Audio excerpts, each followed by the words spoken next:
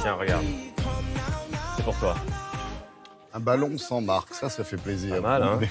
Merci, On va en avoir besoin, là. Hein. Alors, ça y est, c'est le jour J. On a entendu la musique qu'on entendra. Elle fait partie de toutes celles qu'on va entendre pendant un mois. Coupe d'envoi. Coup d'envoi aujourd'hui de la Coupe du Monde. Une compétition qui va durer pendant un mois et durant lequel, effectivement, toutes les meilleures équipes de la planète vont essayer de succéder à l'Allemagne.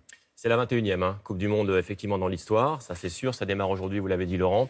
Ça va durer jusqu'au 15 juillet. Ce sera la date de la finale. Ça veut dire quoi? Ça veut dire que si vous n'aimez pas le foot, vous allez passer un sale moment. J'espère que ce ballon va rester avec nous. Le voilà. Du coup, je vous propose de voir quelques repères, quelques chiffres pour qu'on situe bien les chiffres clés de cette Coupe du Monde. Les voici. Donc voilà, il y a 32 équipes qui sont engagées, Laurent. On va suivre 64 matchs durant un mois. Sur le terrain, il y a à peu près 1 million de supporters qui vont se déplacer. Ça veut dire quoi aussi? Ça veut dire qu'à travers le monde, il y a 1 milliard de personnes qui vont suivre cette Coupe du Monde. C'est l'événement le plus suivi dans le monde. Le vainqueur, c'est important, le vainqueur, il va toucher 31,7 millions d'euros. Sacrée somme quand même allouée par la FIFA.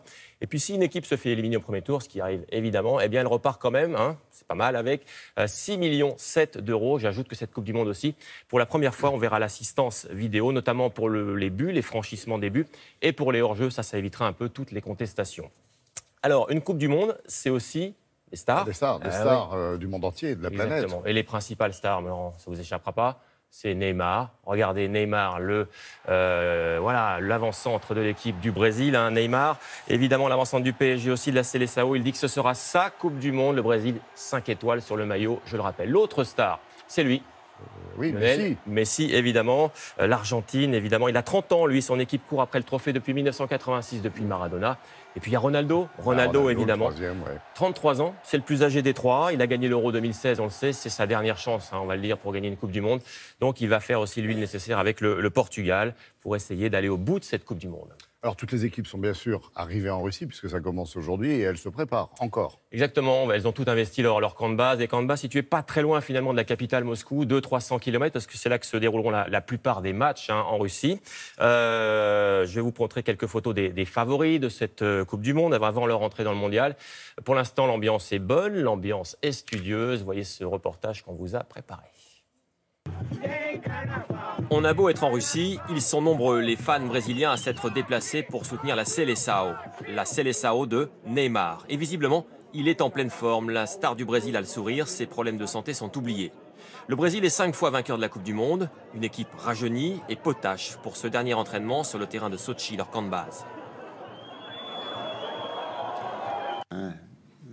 Il y a toujours de l'émotion autour du Brésil. Toujours de la pression.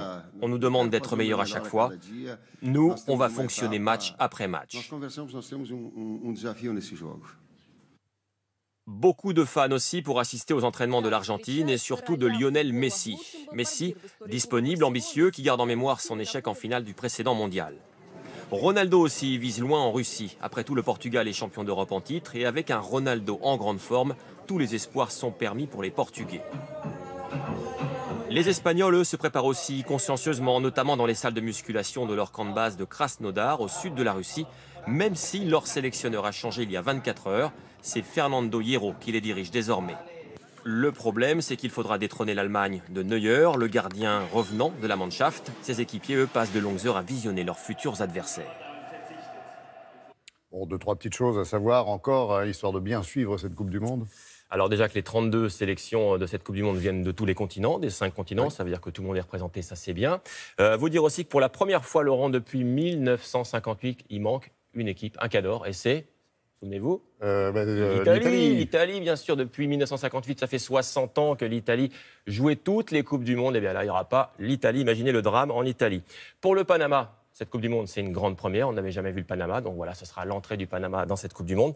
2 autres repères plus anecdotiques, mais assez sympas. Regardez le joueur le plus jeune. Le voici. Il s'agit de Daniel Arzani. Il a 19 ans. C'est un Australien. Il devance Mbappé de 2 semaines. C'est dommage pour Mbappé. Et puis le joueur le plus âgé. Alors lui, il a carrément 45 ans. Il s'appelle Essam El Hadari. C'est le gardien de but égyptien. Ça nous laisse de l'espoir. J'aurais peut-être quasiment pu jouer cette Coupe du Monde. En tout cas, il est gardien de but. C'est sa première. Il était temps pour lui parce que voilà, c'est sa toute première à 45 ans. C'est sympa. Voilà, il n'avait jamais été sélectionné en Coupe du Monde. Et bien, il va découvrir le mondial, ce garçon.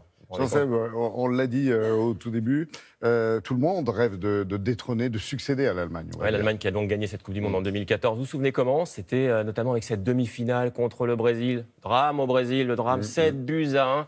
Les Allemands étaient allés en finale, ils l'avaient emporté. Vous vous souvenez donc de cette tragédie? On va revoir ces images donc des Allemands. Les voici avec le trophée La Mannschaft qui a remporté 4 fois l'épreuve, qui vise donc pourquoi pas les 5 étoiles du Brésil. Et puis il y avait eu cette fête incroyable au retour des Allemands, cette célébration.